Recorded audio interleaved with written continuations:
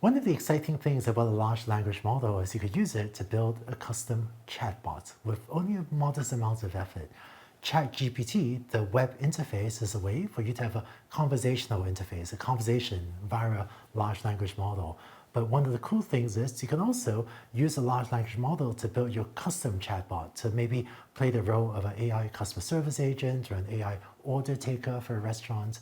And in this video, you learn how to do that for yourself. I'm going to describe the components of the OpenAI chat completions format in more detail, and then you're going to build a chatbot yourself. So let's get into it. So first, we'll set up the OpenAI Python package as usual. So chat models like ChatGPT are actually trained to take a series of messages as input and return a model-generated message as output. And so although the chat format is designed to make multi-turn conversations like this easy, we've kind of seen through the previous videos that it's also just as useful for single-turn tasks without any conversation. And so next we're going to kind of define two helper functions. So this is the one that we've been using throughout all the videos, and it's the get completion function. But if you kind of look at it, we give a prompt, but then kind of inside the function, what we're actually doing is putting this prompt into what looks like some kind of user message. And this is because the ChatGPT model is a chat model, which means it's trained to take a series of messages as input and then return model-generated message as output. So the user message is kind of the input, and then the assistant message is the output.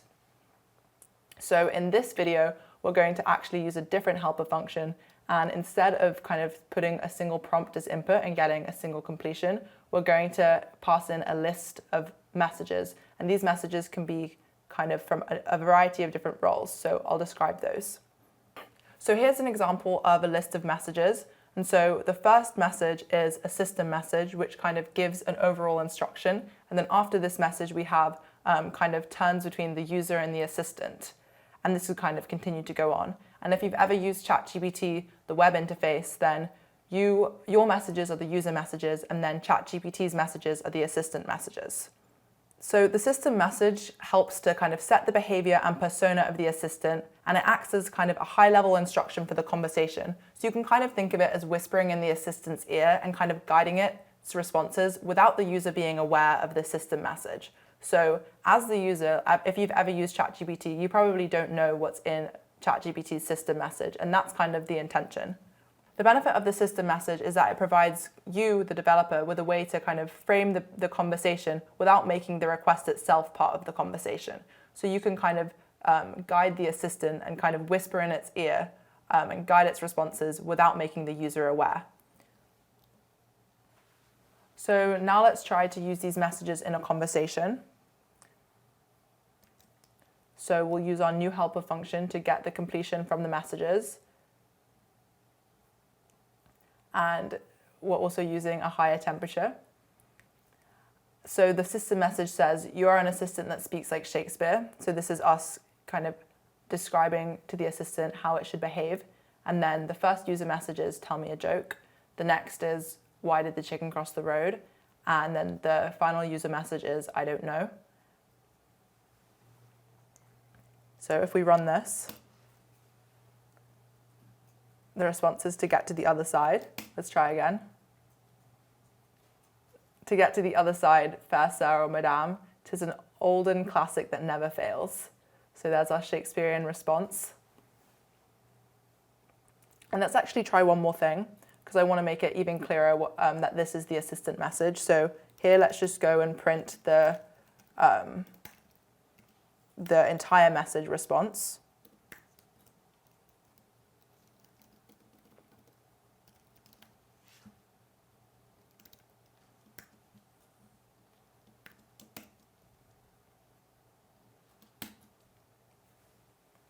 So just to make this even clearer, this response is an assistant message. So the role is assistant, and then the content is the message itself.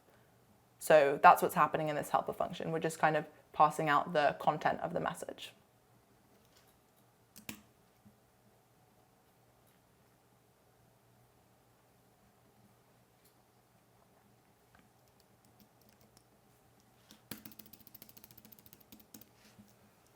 So now let's do another example. So here our messages are, the system message is you're a friendly chatbot, and the first user message is, hi, my name is Isa. And we want to get the first user message. So let's execute this with the first assistant message. And so the first message is, hello Isa, it's nice to meet you. How can I assist you today?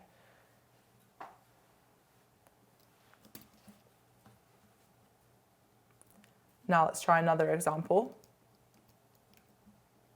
So here our messages are, system message, you're a friendly chatbot. And the first user message is, yes, can you remind me what is my name? And let's get the response.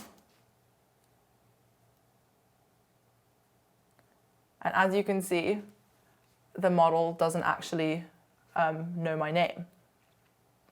So each conversation with a language model is a standalone interaction, which means that you must provide all relevant messages for the model to draw from in the current conversation. If you want the model to draw from or quote unquote remember earlier parts of a conversation, you must provide the earlier exchanges in the input to the model. And so we'll refer to this as context. So let's try this.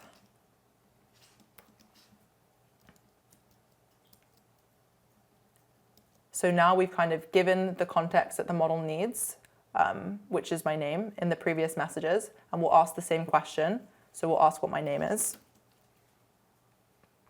And the model is able to respond because it has all of the context it needs in this kind of list of messages that we input to it. So now you're going to build your own chatbot. This chatbot is going to be called OrderBot, and we're going to automate the collection of user prompts and assistant responses in order to build this order bot. And it's going to take orders at a pizza restaurant. So first we're going to define this helper function. And what this is doing is it's going to kind of collect our user messages so we can avoid typing them in by hand in the way that we did above. And this is going to kind of collect prompts from a user interface that we'll build below and then append it to a list called context. And then it will call the model with that context every time. And the model response is then also added to the context. So the kind of model message is added to the context, the user message is added to the context, so on. So it just kind of grows longer and longer. This way the model has the information it needs to determine what to do next. And so now we'll set up and run this kind of UI to display the order bot. And so here's the context, and it contains the system message that contains the menu. And note that every time we call the language model, we're going to use the same context, and the context is building up over time. And then let's execute this.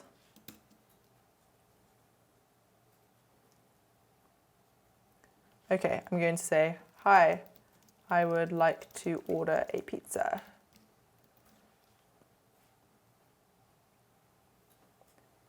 And the assistant says, great, what pizza would you like to order? We have pepperoni, cheese, and eggplant pizza. How much are they?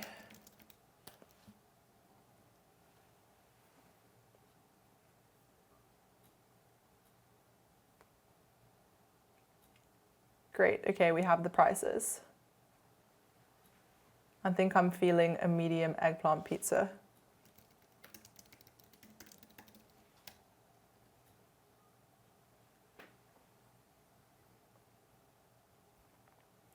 So as you can imagine, we could kind of continue this conversation. And let's kind of look at what we've put in the system message. So you are OrderBot, an automated service to collect orders for a pizza restaurant. You first greet the customer, then collect the order, and then ask if it's a pickup or delivery. You wait to collect the entire order, then summarize it and check for a final time if the customer wants to add anything else. If it's a delivery, you can ask for an address. Finally, you collect the payment. Make sure to clarify all options, extras, and sizes to uniquely identify the item from the menu. You respond in a short, very conversational, friendly style. The menu includes, and then here we have the menu. So let's go back to our conversation and let's see if the assistant kind of has been following the instructions. Okay, great. The assistant asks if we want any toppings, which we kind of specified in the system message. So I think we want no extra toppings.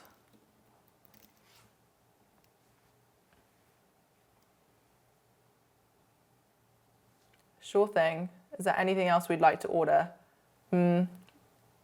Let's get some water. Actually, fries.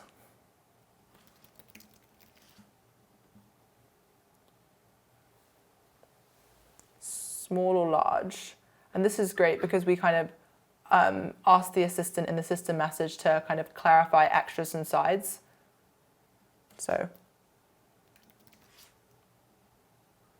And so you get the idea, and please feel free to play with this yourself. You can pause the video and just go ahead and run this in your own notebook on the left. And so now we can ask the model to create a JSON summary that we could send to the order system based on the conversation. So we're now appending another system message, which is an instruction, and we're saying create a JSON summary of the previous food order, itemize the price for each item. The fields should be 1 pizza, include side, 2 list of toppings, 3 list of drinks, and 4 list of sides, and finally the total price. And you could also use a user message here. This does not have to be a system message. So let's execute this. And notice in this case, we're using a lower temperature because for these kinds of tasks, we want the output to be fairly predictable. For a conversational agent, you might want to use a higher temperature.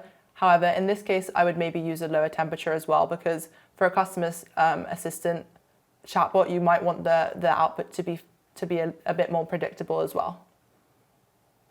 And so here we have the summary of our order. And so we could submit this to the order system if we wanted to. So there we have it. You've built your very own order chatbot. Feel free to kind of customize it yourself and play around with the system message to kind of change the behavior of the chatbot and kind of get it to act as different personas with different knowledge.